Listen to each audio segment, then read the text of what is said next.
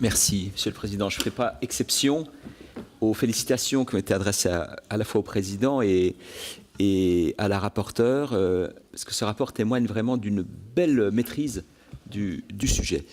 Alors, tout au début de son intervention, la rapporteure a expliqué les enjeux et notamment le financement des politiques publiques.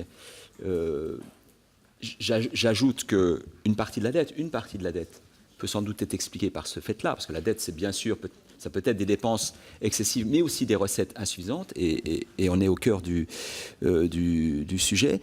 Mais au-delà, je pense même le problème est même beaucoup plus profond que ça. C'est vraiment la démocratie et la République qui sont en jeu dans cette question, et je pense qu'il faut le dire et le redire. Ce qui est intéressant dans votre rapport, c'est vraiment la recherche de l'efficacité. Bon, certains de mes collègues l'ont dit, mais je veux vraiment insister là-dessus. Éviter de tomber dans la facilité et qui inévitablement se traduit par des déceptions. On verra l'allure que prend notre débat politique. Je ne suis pas complètement rassuré, mais en tout cas, nous, on s'astreindra à être avec cette éthique de la responsabilité et de l'efficacité. Alors, bien sûr, vous rappelez un certain nombre de sujets qu'on connaît bien, vous les approfondissez, c'est très bien, la question du transfert de bénéfices, de l'abus de droit et d'autres, et vous pointez les difficultés. Et ça, je crois que c'est important, de tous avoir bien à l'esprit les difficultés qu'on va rencontrer. Elles sont techniques, elles sont politiques, elles sont diplomatiques, elles sont juridiques et constitutionnelles.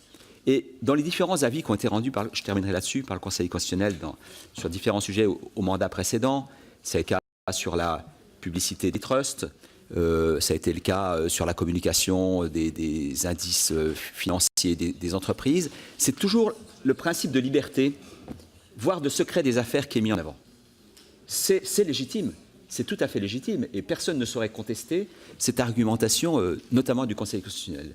En revanche, je regrette que le Conseil constitutionnel ne mette pas au même niveau la question de l'égalité. Voilà, donc ça a toujours été pour moi une grande surprise, une grande frustration, ce côté un peu déséquilibré, enfin je le dis, voilà, je n'hésite pas à le dire, des avis du Conseil constitutionnel. Merci Michel Castellani.